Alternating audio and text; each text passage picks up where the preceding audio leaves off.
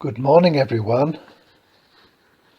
At a time when we spend so much time waiting for this or that to happen, Lent seems to be slipping by. In a month's time, it'll be Good Friday. And each Friday in Lent is an opportunity to rehearse the way of the cross, which we live in real time on the day.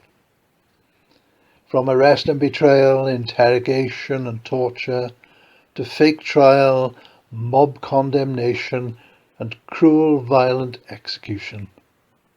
It's a painful day, laced with instances of human weakness, failure, vanity, despair, contempt, and murderous rage.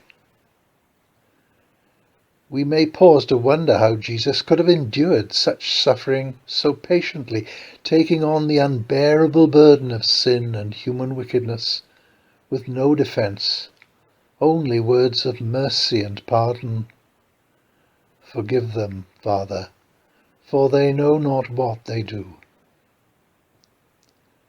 To look at the detail behind each catastrophic moment is a lesson for us in self-awareness. You may find it impossible to put yourself in the place of Jesus on the way of the cross, and gaze on in awe and wonder. But the Church invites us all to identify with the people who are part of this tragedy.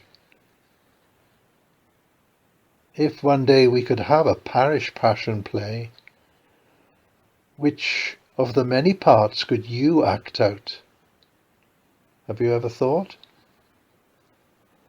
Consider what I would have thought, said, or done if I'd been there in person, in the crowd, among the cohort of soldiers, in the council of the elders, or hiding as one of the disciples.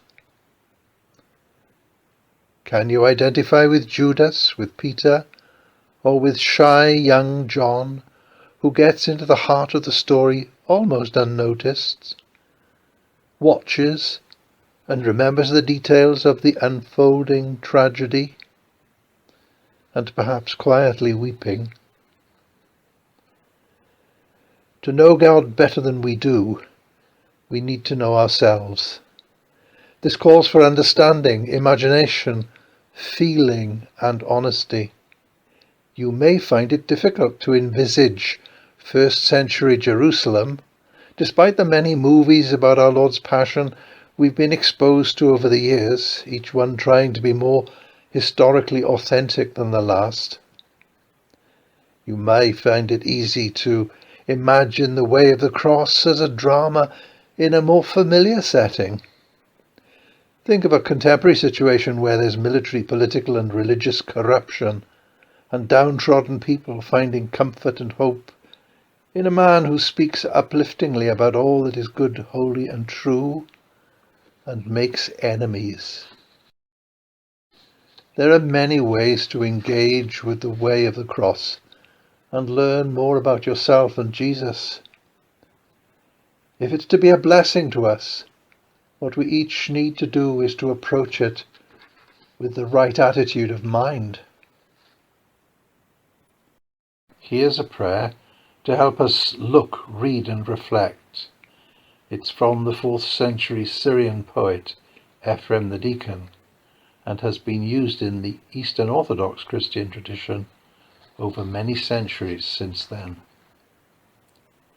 O Lord and Master of my life, take from me the spirit of sloth, faint-heartedness, lust for power and idle talk, but rather give the spirit of sober-mindedness, humility, patience and love to this your servant.